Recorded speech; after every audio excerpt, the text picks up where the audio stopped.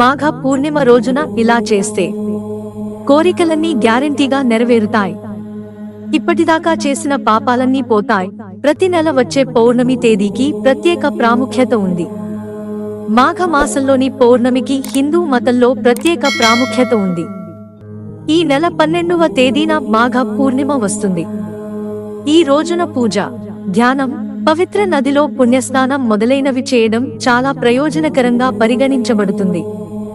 ఈ రోజున దానధర్మాలు చేయడం, విష్ణువు, లక్ష్మీదేవిని పూజించడం వల్ల ప్రత్యేక ప్రయోజనాలు లభిస్తాయి. ఈ రోజున శివుడిని, చంద్రదేవుడిని పూజించడం ద్వారా భక్తుల కోరికలు నెరవేరుతాయి. పూర్ణిమ తిథి నాడు గంగానదిలో ప్రయాగరాజ్లోని త్రివేణి సంగమంలో స్నానం చేయడం వల్ల జీవితంలో శ్రేయస్సు, ఆనందం, సంపద, శాంతి లభిస్తాయి. ప్రస్తుతం ప్రయాగరాజ్లో 144 ఏళ్లకు ఒకసారి వచ్చే మహా కుంభమేళా నిర్వహించబడుతుంది. దీని కారణంగా 2025 మాఘ పూర్ణిమ తిథి ప్రాముఖ్యత మరింత పెరిగింది. మహా కుంభమేళాలో స్నానం చేసి దానం చేయడం ద్వారా భక్తులు ప్రత్యేక పుణ్యం పొందుతారు. మాఘ పూర్ణిమ ఆధ్యాత్మిక ప్రాముఖ్యత. ఆధ్యాత్మిక రంగంలో ఆసక్తి ఉన్నవారికి మాఘ పూర్ణిమ అమృత తేదీగా పరిగణించబడుతుంది. ఈ రోజున యోగా, ధ్యానం చేయడం ద్వారా ఒక వ్యక్తి జ్ఞానాన్ని పొందుతాడు. ఈ రోజున లోతుగా ధ్యానం చేసే సాధకులు అతీంద్రియ అనుభవాలను పొందుతారు. మత విశ్వాసం ప్రకారం ఈ రోజున గంగానదిలో స్నానం చేసి దానం చేయడం వల్ల అన్ని రకాల పాపాల నుండి విముక్తి లభిస్తుంది.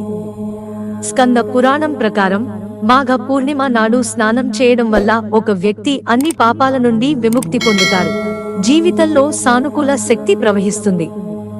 ఈ రోజున దేవతలు కూడా పవిత్ర నదులలో స్నానం చేయడానికి వస్తారని నమ్ముతారు. కాబట్టి ఈ రోజున పవిత్ర నదులలో స్నానం చేస్తే ప్రత్యేక ఆధ్యాత్మిక ప్రయోజనాలను పొందుతారు. ఆధ్యాత్మిక మార్గంలో పురోగమించగలరు.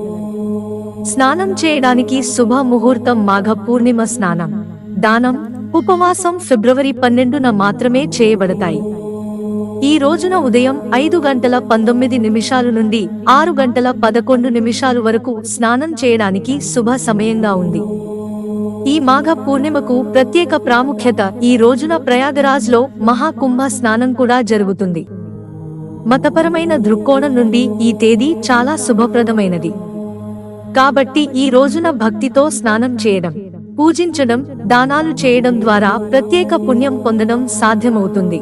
జ్యోతిష్య శాస్త్ర ప్రాముఖ్యత. జ్యోతిష్య శాస్త్రం ప్రకారం మాఘ పూర్ణిమ రోజున మనస్సుకు కారకమైన చంద్రుడు కర్కాటక రాశిలోకి, ఆత్మకు కారకమైన సూర్యుడు మకర రాశిలోకి ప్రవేశిస్తారు.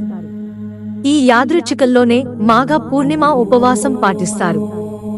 ఈ సంయోగంలో గంగానదిలో స్నానం చేయడం, దానాలు చేయడం ప్రత్యేక ప్రాముఖ్యతను కలిగి ఉంటాయి. ఫలవంతమైనవి. మత విశ్వాసాల ప్రకారం విష్ణువు మాఘ పూర్ణిమ రోజున మత్స్య అవతారం తీసుకున్నాడు. కాబట్టి గంగానదిలో స్నానం చేయడం వల్ల మోక్షం లభిస్తుంది. మిత్రులారా, ఛానల్ సబ్స్క్రైబ్ చేసుకోవడం మర్చిపోకండి. ధన్యవాదాలు.